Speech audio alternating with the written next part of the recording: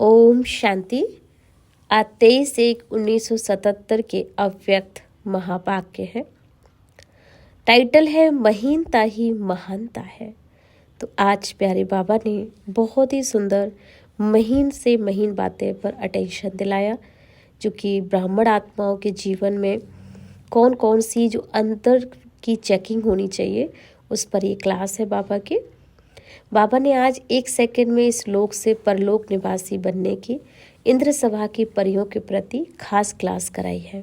तो बाबा ने कहा, इंद्रप्रस्थ जो होता है जहाँ पर परियां रहती हैं और उस परियों की दुनिया में इंद्र बरसात करने वाला होता है, कांटों के जंगल में हरियाली लाने वाला होता है।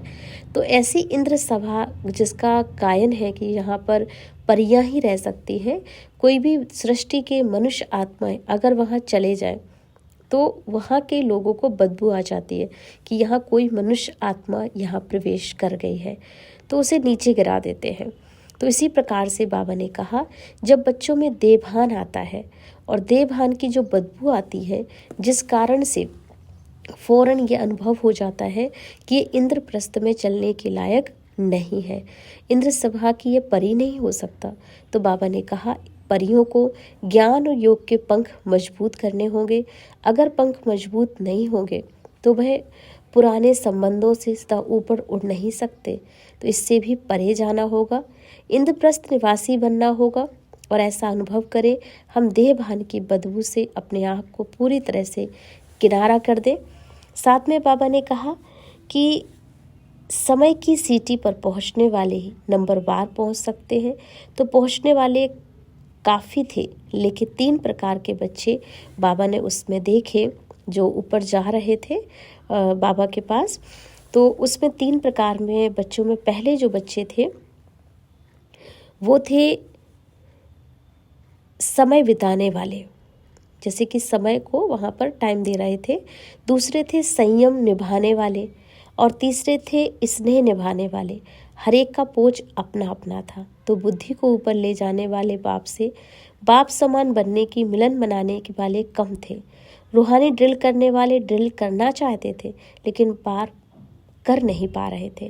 कारण क्या था? बाबा ने कहा उसका कारण था कहीं ना कहीं व्यर्थ, और व्यर्थ अर्थात कि बोझ, जो मोटापा। तो जैसे कई बार आपने देखा होगा कि कोई मोटी चीज़ होती है तो वो ऊपर उड़ान नहीं भर सकती है, ऊपर नहीं जा सकती है। तो उसी प्रकार से बाबा ने कहा कि शरीर का मोटापा किसी को एक्सरसाइज नहीं करने देता है, आगे नहीं बढ़ने देता है। तो उसी प्रकार से बच्चों का जो भारीपन था, मोटापन था, वो रूहानी ड्रिल में उन्हें आगे नहीं बढ़ने दे रहा था, क्योंकि शरीर ही उनका सबसे बड़ा जो भारीपन है, वैरायटी पोच थे देवभान के। तो उस अलग अलग रूप में बाबा को देख रहे थे और बहुत हंसी भी आ रही थी ऐसे जो पोच देख करके।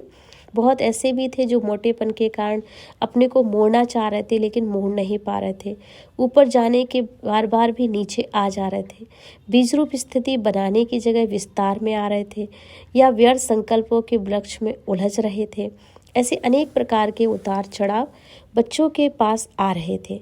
तो संयम निभाने वाली आत्माओं का दृश्य भी बहुत हंसी वाला था।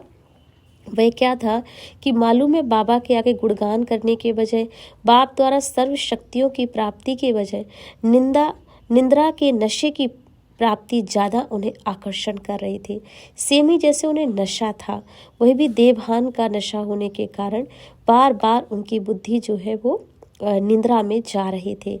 तो आत्मा का भारीपन, मोटापन, जैसे आजकल के डॉक्टर भी मोटेपन के कम कराते हैं ना, कम कराते, हल्का कराते हैं, वैसे ही ब्राह्मणों को भी आत्मा के ऊपर जाने के लिए बोझ हल्का करने की बहुत आवश्यकता है, क्योंकि ये शरीर का भारीपन यह भी उन्हें बाबा के पास उड़ने नहीं देता। तो जब बोझ हल्का कराना होता है तो उसके लिए जो व्यर्थ होता है उसका परहेज करना होगा। तो परहेज क्या थी? स्वयं पर नियंत्रण करना, नहीं तो परहेज पूर्ण नहीं हो सकते थे। तो बाबा ने देखा कि महीनता व आत्माओं का हल्कापन ब्राह्मण जीवन की पर्सनैलिटी है। तो अब क्या करना है? अनेक प्रकार के मोटेपन से स्वयं को मुक्त करना है। जब अनेक प्रकार के मोटेपन से, भारीपन से अपने आप को मुक्त करेंगे, हल्के बनेंगे, तभी इंद्रप्रस्थ की परियां सेकंड में इस लोक से पार परलोक निवासी बन सकती है और वह बाप समान भी बन सकती है। फिर बाबा ने कुछ पार्टियों से मुलाकात करते हुए कहा कि अभी अभी बच्चे एक्सरसाइज करने की प्रैक्टिस कर रहे हैं। जिसको प्रैक्टिस होती ना वे मुश्किल ही कर पाते हैं, क्योंकि मोटापा जो होता है वो उन्हें मुश्किल अनुभव होता है। लेकिन जो खास पुरुषार्थी होते हैं उन्हें कोई भारीपन नहीं लगता। सेकंड में उन्हें कहा जाए हैंड्स अप करो तो वो हैंड्स अप कर लेते हैं, और डाउन करो तो डाउन भी हो जाते हैं, क्योंकि उनकी बॉडी बहुत ही फ्लेक्सिबल हो जाती है। तो ऐसे ही बाबा ने कहा कि बच्चे अपनी स्थिति से जब चाहो नीचे आ जाओ, जब चाहो ऊपर चले जाओ। सेकंड में शरीर के भान में आए कर्म किया, सेकंड में ऊपर चले जाओ। लेकिन यह वाली एक्सरसाइज भी सबसे नहीं हो रही थी, क्योंकि कहीं ना कहीं पुरुषार्थ में भारीपन था। वो फास्ट गति से, तीव्रता से नहीं कर पा रहे थे। निरंतर योग नहीं लगता, इसका मतलब है भारीपन, बोझ है, और बोझ कहीं ना कहीं बच्चों को नीचे अवस्था में ला रहा था। तो फिर बाबा ने अटेंशन दिलाया कि अब ये बोझ से अपने आप को, बच्चों को मुक्त करना होगा। और मुक्त करने के लिए बाबा ने कहा बॉडी कॉन्शियसनेस, जो देह का भान है, इससे अपने आप को आज़ाद करो, इससे स्वयं को मुक्त करो। फिर बाबा ने खास माताओं कन्याओं को याद करते कहा कि कन्याएं माताएं गरीब हैं, लेकिन गरीब होते हुए भी माताएं बहुत कुछ कमाल कर सकती हैं। चरित्र भी ज़्यादा गोपी बल्लभ में गोपियों के ही गाए जाते हैं। इसलिए स्वयं ब्रह्मा बाबा ने भी माताओं को समर्पण किया, सुनाया कि ब्रह्मा बाप भी तो माता गुरु है ना। तो इतने तकदीरवान हो, इतना अपनी तकदीर को जानते हो, मानते हो। एक होता है जानना, दूसरा होता है मानना, और तीसरा चलना। तो माताओं का मर्तबा कोई कम नहीं है। इसलिए सभी माताएं अपने नशे में आए, खुशी में रहें, स्टेज पर स्थित रहें, उड़ना माना, ध्यान में चले जाना। तो इसलिए व्यर्थ से अपने आप को मुक्त करें और अपने अंदर की सही एनर्जी सेवाओं में यूज़ करें। तो बाबा ने फिर दूसरा कारण देखा कि कहीं ना कहीं माताओं में जो कमी आ रही है, एक होता आँख के आंसू, दूसरा होता है मन के आंसू। तो मन के आंसू भी नहीं आने चाहिए। मन में दुख की लहर भी आना मना, मन के आंसू, दोनों प्रकार के आंसू बहाना, यह भी रोना ही है। इसलिए रोने से मुक्त बनो, क्योंकि आप हंसने वाली दुनिया में जाने वाले हो, तो आपको रोना नहीं है। अनुभवी हो, फिर अनुभवी कभी धोखा खा सकता है क्या?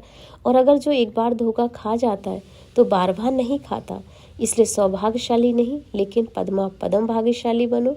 क्योंकि सौभाग्यशाली बनना तो साधारण बात है, लेकिन पद्मा पदम भाग्यशाली बनना बड़े भाग की बात है। इसलिए बाबा ने आप सब बच्चों को बहुत सौभाग्यशाली बनाया।